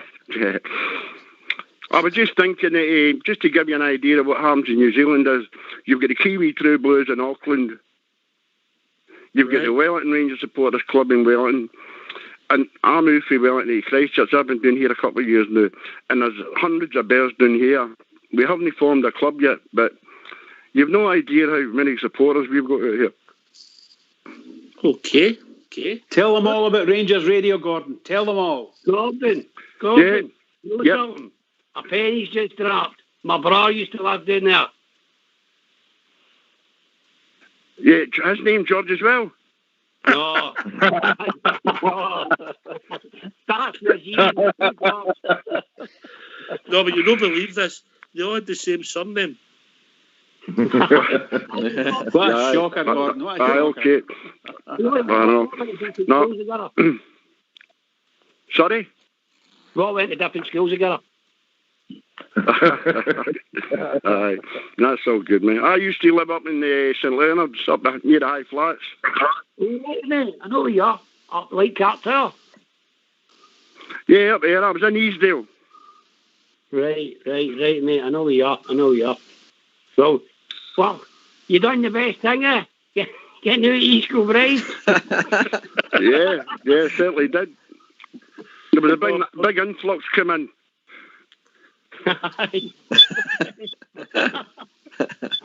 Oh, brilliant! I'll just say something, but the show's always brilliant. I listen to it every night. I mean, and all that, and all the Bears listen to it. I mean, like, and you heard Andy. I mean, he's a bit passionate, but you wouldn't believe it in a Rangers Celtic night when we played them. I mean, the pubs are just pure blue, man. Oh, brilliant, mate, brilliant. So, why don't you try and... do you think there'll be a club started with you, or do you think you'll just run as Bears getting together? I think we'll start a club. We're actually going to start one under a guy from Postal's name called Rob Brown, who unfortunately died with cancer a couple of years ago, and Mad was a mad bear. Mm-hmm. And we're going to get that going, you mean, like, so, but we don't need to. We can fly up to Wellington, or we can go. We all meet together down here, so we'll go to the best of both worlds, do you mean? Brilliant, mate, brilliant. I don't think that people like ourselves can comprehend the support elsewhere in the world. GB? No, it always amazes me. What it says, you've got, I think there's been guys phoning for America and then Australia and then New Zealand and stuff like that. And I mean, for you to have that dedication of getting up early in the morning and watching Rangers, and like you're saying, you're having to fly to meet fans and stuff like that. It's just, my hat's off to you. It's total dedication to the cause of Rangers. So it's brilliant to hear that we are all over the world, because if I ever do visit these places, I'll be looking for the nearest Rangers bar. Oh, you'll get one, you know what I mean? Like, so we've actually got bars that open up for us for the games. Even if it's 2 o'clock in the morning, they'll just open the bar up for us, you know what I mean? Listen, don't say that, mate. Me and George for UK, that's worth it. 20-hour flight for a pint, George. You fancy it? Yeah. I'm up for it. I don't know if we'll get in, mind you. I might be too young. You'll get in. Just tell him you're Gordon. Just say you're Gordon. That's right. Well, in Auckland, they've got a football team. The Kiwi True Blues have got a football team, and they're going really well at the moment. Yeah, and they've moved up a couple of divisions, and they wear the full Rangers strip. Oh, brilliant! Brilliant. Yeah, they're going well. They're getting near the top league. I mean, that's really good news, Gordon. Really good news. Absolutely fantastic. Young Darren, when you get involved in this show, did you realise you're now a global megastar? No, I did not, mate. No, I did not. But it's just obviously, as one of the boys were saying, it's just good to listen. Obviously, all the different calls coming in, it's just really good. Obviously, of course, the best one at the moment, Bridgman, you know. Yes, shocker. Bridgman. Yes, shocker, pal. And it's kind of disappointing after some of the games, Bridgman doesn't come back on. You know, it's you don't really want to phone in, but you just phone in because you feel a wee bit hungry for the team. You know. Is he paying you, Darren? We don't do that before. No. I'll be on after the games. Just because you said that, special request, Dan. I'll be on after the games. Trust me, you won't. No. But I think all the boys talk. I think all the boys talk a lot of great stuff. You know what I mean? And I mean, Ox is a quiet assassin to me. You know what I mean? He gets straight to the point. Bridgman, yourself, really good. Foxman, brilliant, excellent. Can't beat it. Oh, but blessed to all the people that's involved in this show, mate, and it just grows. And young Gary's come in, and Southside, and we've got Big Steve, who's a character. Linda's come on the board. We've got young Port Bear who does so much work behind the scenes for the show that people wouldn't recognise what he does. And we're just going from strength to strength. And listen, we do this because we enjoy it, but we also do it for guys like yourself, Gordon, and all the other guys and players that can't get, who have a flavour, and also we've got a responsibility to our own support that maybe can't get to the games, etc. That's what Fox is. That was a cudgel and the mentor that Fox has done for us and driven us towards. And hopefully we'll pass on the stick to other people, and they'll enjoy it, and they'll take it and make it bigger and better. But it's you guys that make the show. You guys before I make the show. I mean, I've been very fortunate. I mean, like, I came to New Zealand when I was 23 to play football, but I'd been in Barcelona, I'd been in Eindhoven, Cologne, I watched us beat Hibs at Easter Road in that 75 game. I mean, I was very fortunate. I missed the 9 in a row, obviously, under Souness, but watching afar, it was brilliant. I mean, so, no, I mean, I've not got any complaints. I mean, it'll be great for the young kids this year to get the first league title under the belt for a while. Yeah. When you come, Darren. Who's on is it Stevie that's on the panel tonight, isn't it? No, it's Gary, young GB. Young Gary. Obviously Bridgeman, yourself, and obviously the guys behind the scenes. It's just as I said, obviously, as I've said basically all night, it's a great show, you know what I mean? It just gets people obviously phoning in, and you know, obviously you are always there, you know, if anybody's getting in their mind, just phone in privately. I think that's brilliant, you know what I mean? If anybody's wanting to talk about it and, you know, you point them in the right direction, you know, I heard that obviously last night. It's fantastic, you know what I mean? Obviously, as soon as I found out about it come on, it was just good to get involved and, you know, get your points across, you know. It's a show that's made by callers. We've also been joined by Alex Kelly. I'm glad Alex for Wishaw isn't in. So, Alex, how do you do? Good evening, gentlemen. I just wanted to say to Gordon there for New Zealand, rather than send him a photo of him, just send George a picture of your couch, mate. Oh, brilliant. You let that go, man. That's super. George, I'm sorry, mate. I think you're stuck. I'm still got a bet to go put an off. You're stopping up forever. Just quickly, we've also been joined by Southside. Evening, Southside. Oh, wonderful. Evening, Ox, evening, Bridge, and the rest of the Southside, all right? All right, Gary, how you doing, pal? Evening, Southside. All right, he's doing, guys. Evening, man. I heard you talking a wee bit earlier about the young boys and that we've had at the club. So obviously, just two came to mind, like Robbie Crawford and Barry Mackay. So obviously they've left the club. Barry might have had a wee chance if he'd stayed. He had a wee bit of ability, but had to have coaxed it a bit more out, I think, in early years if he'd stayed. And if you look at Robbie Crawford, he's sitting at he's at Motherwell, isn't he? When he was at Livingston, so he's made a career since the two of them have left. And Barry Mackay's doing in England, playing with Fleetwood at that level. So it just shows you if you've got the commitment and you've got the ability and the desire, then if you're going and you show the right attitude, you'll probably get a chance at Rangers when you're a young boy. But obviously, like we say, we're up in the stakes a wee bit now. With certain players coming in, and the boys will just need to work that bit harder. So that was just my thoughts on that, just when you were talking about the younger players that have been at the club, and obviously if they don't make it with Rangers, they can go and make it elsewhere. Are you sure it's the same Robbie Crawford, mate? It's Robbie Crawford, yeah, it is. It's Robbie Crawford, mate, aye. Is it who Robbie Crawford? Because I thought he was... the one who played at Rangers, he's at Motherwell now. No, that's a different boy, different Robbie Crawford. Different I thought he was at Charleston Battery at the moment, mate. You sure? Yeah, it's a different Robbie Crawford.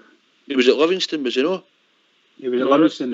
No, it's a different Robbie Crawford. No, it's the same one that was in Motherwell.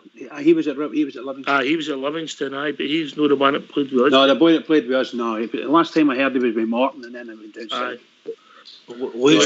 As well. Yeah, can I come in on that? I'd just like to say... Southside, you're getting slaughtered tomorrow, mate. I know. Can I just say that I think that Barry Mackay, if Barry Mackay had been a couple of years, shall I say, with the hat, the magic hat, I think he would have actually made it at Rangers. He would probably have made it if he got a couple of seasons in the first division, you know, in the top league. Because he could do some great stuff. That semi-final against them at Hampden, just marvellous. What a wonderful goal he scored. And made his penalty. He scored some wonderful goals, mate, but when we moved up a level, mate... you could see it, couldn't you? You could see it. Yeah, that's what I'm meaning. It's a pity he couldn't have got with a manager or a coach that would have given what to do, what not to do, because he ran away for the ball at times. There's a lot of times he ran away for the ball. You can put the dog into the fight, but you can't put her into the dog. That's it, pal. That's it. Alex Kelly, that's views on the signings, mate. Southside's resigned for it. We've just did a resignation for Rangers Radio. Southside's resigned. What? I'm looking forward to the guys playing. I'll resign after the Hummer. I got yourself. We'll get rid of me before the Hummer. Big Stevie just texts me. Tut, tut, tut, so he said. Well, do you want my team for tomorrow? Aye, on you go, mate. Are you sure? Do you know all the players or that? I'm going to put your pal in the team, that's how I know. Right, go on then. I'll have McGregor, Tav, Golston, Hollander and Barisic. It'll be Kamara, Davis and Jack up front. Kent, my pal Cedric Itten and Hadji. All right, what's your thoughts on Hadji, mate? What's my thoughts? I think he's a good player, mate. I know that, but tomorrow night, you take the I forgot about him, didn't I? Oh, God, I forgot about him. Every night, ain't you? I love the nightmare night, innit? No, do you know what? No, I'm not changing it. All right, go with that. I'm leaving it. I'll leave it. People can go on the bench beside Scott Wright. Do you think you'll have a cameo if the game goes right, mate? I think he'll get a cameo. I think he'll get some games going forward. I don't know if he'll start many games, but I believe since we brought him in, we'll play him. If you look at some of the fixtures we've got, he can come off the bench. He'll get cameos, I think, and I think maybe the boy Simpson in time will get some cameos as well, mate. We've got to play them in the team. We've got to get them bedded in before the season finishes, don't we? So I think we'll see the two of them. I think we'll see Wright maybe more than Simpson. But I think he'll get a cameo tomorrow, mate, if he scores good. I think so, mate. Alex? I think the usual, the back line, McGregor, Tav, Golson, Hollander, Barisic, Jack, Kamara and Davis. There's an awful cheaping coming from somewhere. Is that somebody's smoke alarm? In the front line, I think Ruth will start, I think Kent will start, and I think Aribo will start. All right, so you're playing Ruth at centre forward, yeah? Yeah. Yeah, all right. Alex, how's the game going to go? No, Alex, Gordon, how's the game going to go tomorrow night? Yeah, I was just looking at the lineup. I think there's the last caller there. Sorry, I forgot his name, but I think you go with the same back four. I thought they might have brought the other boy in for Hollander just to give him a wee rest, and because the other guys are a wee bit quicker, and St Johnstone have got a couple of pacey players up front, you know what I mean? And that's all I was thinking. They might have made a change there, but I'd go with the same back four, you know what I mean? The same midfield, obviously. Jack Davis and Kamara just pick himself. Pick him. Yeah, they just pick himself, mate. You know what I mean? Like, so up front, definitely Kent.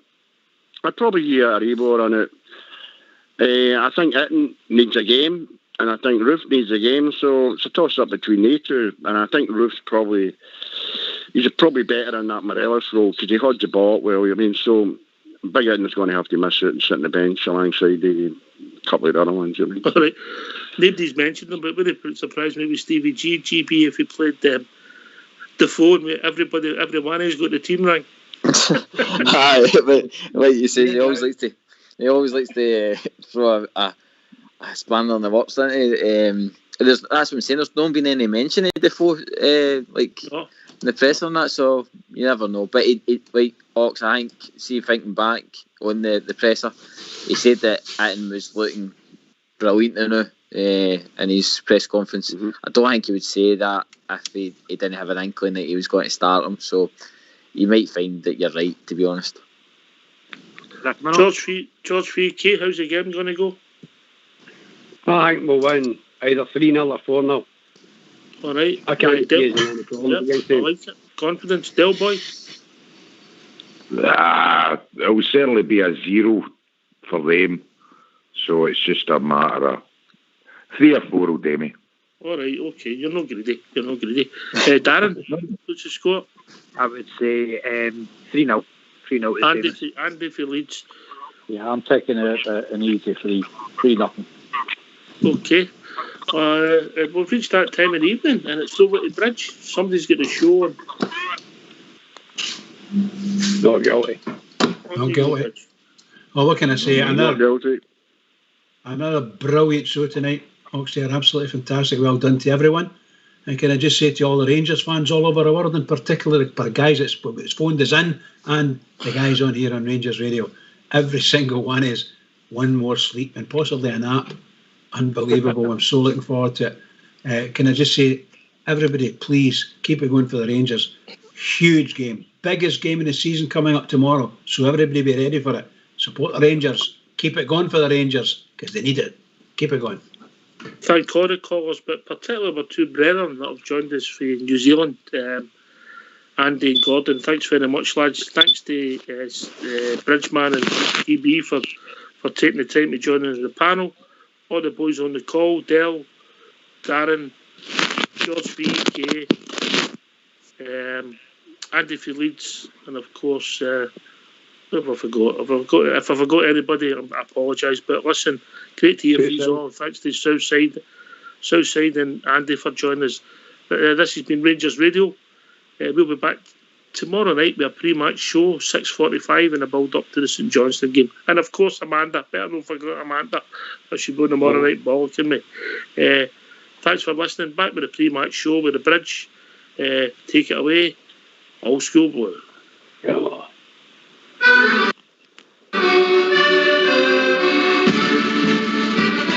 See them march on, marching on through the years of history. Heads held on high, for the jersey they will do or die. Fight for time, play the game with the band of glory. Win, lose or draw, that's the Glasgow Rangers story. See them march on, banners high as they fly before you. Loyal and true, on the way to cheer the boys in blue. Follow their drill, marching on to the songs of glory. Win, lose or draw, that's the Glasgow Rangers story.